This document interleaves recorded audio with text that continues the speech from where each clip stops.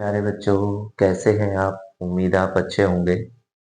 Exercise 13.1 question number 2 कि एक अर्धगोला है, एक बर्तन है, वो नीचे से अर्धगोले के आकार का है। ठीक है। और इसके ऊपर क्या है? वो बेलनाकार है, इस तरह से। ठीक है। अब देखो इसमें क्या है, इस तरह से है। तो देखो उसने कहा है कि ये जो अर्धगोला है इसका व्यास 14 सेंटीमीटर है, यानी ये साइड दी हमें 14 सेंटीमीटर। और इसकी कुल ऊंचाई दी है हमें 13 सेंटीमीटर।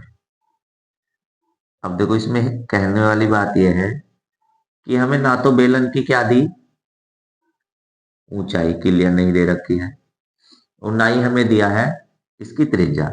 लेकिन अगर हम त्रिज्या को गौर से देखें तो इस अर्धगोले की त्रिज्या इस बेलन की त्रिज्या के बराबर है। चूंकि व्यास बराबर है तो त्रिज्या भी बराबर होगी।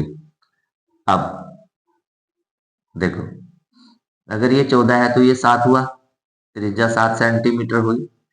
तो अर्धगोले की ऊंचाई और त्रिज्या इक्वल होती है।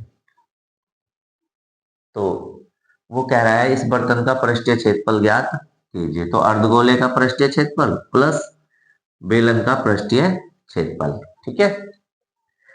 तो देखो एक बार ड्राइंग और समझे। नीचे से अर्धगोला है जिसका व्यास कितना है, 14 सेंटीमीटर दे रखा है, और इसकी कुल ऊंचाई दे रखी है 13 सेंटीमीटर। अब हमें इसका पृष्ठीय क्षेत्रफल निकालना है, तो इसका पृष्ठीय क्षेत्रफल निकलेगा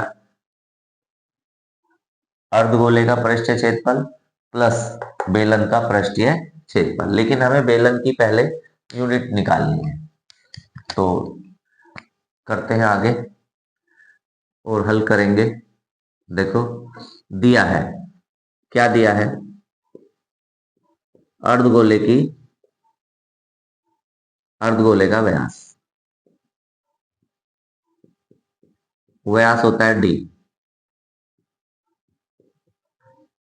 अर्धगोले का व्यास डी बराबर दिया हमें 14 सेंटीमीटर। तो त्रिज्या क्या हो गई? त्रिज्या आधी हो गई। व्यास की आधी होती है त्रिज्या, इसीलिए अर्धगोले की त्रिज्या, अर्धगोले की त्रिज्या निकालेंगे हम कैसे? आधा करके, यानी 14/2।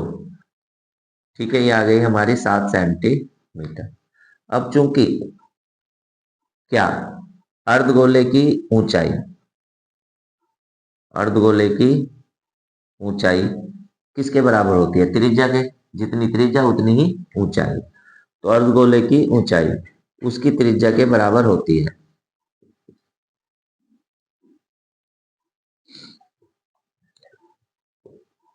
किसके बराबर होती है? त्रिज्या के। त्रिज्या के बराबर होती है। ठीक है। तो इसीलिए अर्धगोले की ऊंचाई क्या आ गई? अर्धगोले की ऊंचाई भी आ गई 7 सेंटीमीटर। अब देखो पात्र की कुल ऊंचाई, पात्र की कुल ऊंचाई कितनी दी है? 13 सेंटीमीटर दी है ना, 13 सेंटीमीटर। अब देखो इसको इस तरह से समझे, ये सारा 13 सेंटीमीटर का है और ये 7 का है। जब इसमें से हम इस 7 को हटा देंगे तो इसकी ऊंचाई निकल आएगी। यानी इस 13 में से हम इस 7 को घटा देंगे तो ये रह जाएगी 6 सेंटीमीटर। ठीक है। तो निकालेंगे बेलनाकार भाग की ऊंचाई, बेलनाकार भाग की ऊंचाई h बराबर। ठीक है। तो उसकी भी ऊंचाई है तो कितनी आ जाएगी? 13 - 7 बराबर आ गई 6 सेंटीमीटर। अब देखो अर्धगोले की जो त्रिज्या है वो इस बेलन की त्रिज्या के भी बराबर है, तो ये भी आ गई हमारी 7 सेंटीमीटर। तो बेलन की त्रिज्या या बेलनाकार भाग की त्रिज्या ये बताइए कितनी आई? ये आ गई 7 सेंटीमीटर। अब जो ये बर्तन है हमारा, इसका हमें वक्र प्रश्न निकालना है, संपूर्ण प्रश्न निकालना है। तो इसमें ये और ये जुड़ जाएगा, यानी अर्धगोले का वक्रपृष्ठ और बेलन का वक्रपृष्ठ। तो लिखेंगे यहां बर्तन का कुल पृष्ठीय क्षेत्रफल, कुल पृष्ठीय क्षेत्रफल। तो कैसे? अर्धगोले का पृष्ठीय क्षेत्रफल,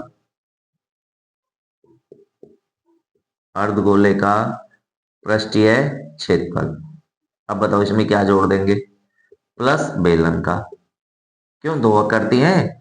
देखो एक अर्धगोला है और एक बेलन है, तो हम क्या करेंगे कि इसका भी और इसका भी जोड़ देंगे, या पहले इसका अलग निकाल लेंगे, इसका अलग निकाल लेंगे, फिर बाद में जोड़ेंगे। तो क्यों ना हम एक साथ ही जोड़े? तो लिखेंगे बेलन का पृष्ठीय क्षेत्रफल। ठीक है बच्चों? ठीक है, करते हैं, सूत्र बताएं। अर्धगोले का जो पृष्ठीय क्षेत्रफल होता है वो क्या होता है बताओ? 2πr², 2πr² प्लस बेलन का क्या होता है? 2πrh, और ये आएगा वर्ग इकाई में। क्यों? क्योंकि भाई क्षेत्रफल है तो क्षेत्रफल तो वर्ग इकाई में ही आता है, वर्ग सेमी, वर्ग मीटर।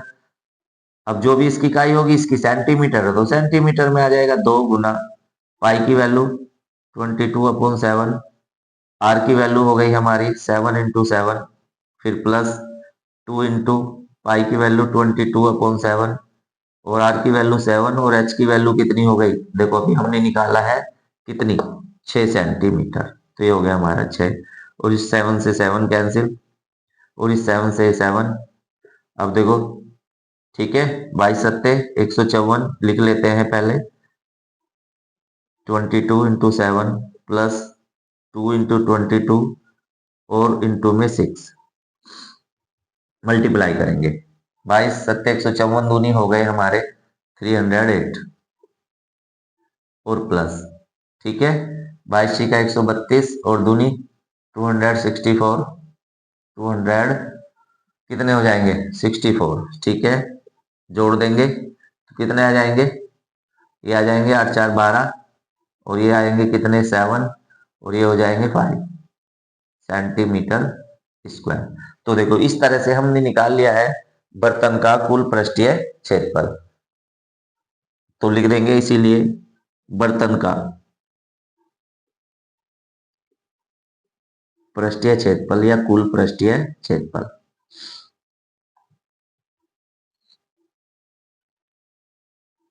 ये हो गया हमारा 572 सेंटीमीटर स्क्वायर, और ये है हमारा आंसर। ये क्वेश्चन नंबर 2 अच्छा क्वेश्चन है।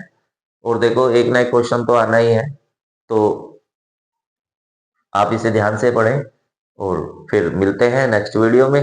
तब तक अपना ध्यान रखिए और खूब मेहनत कीजिए।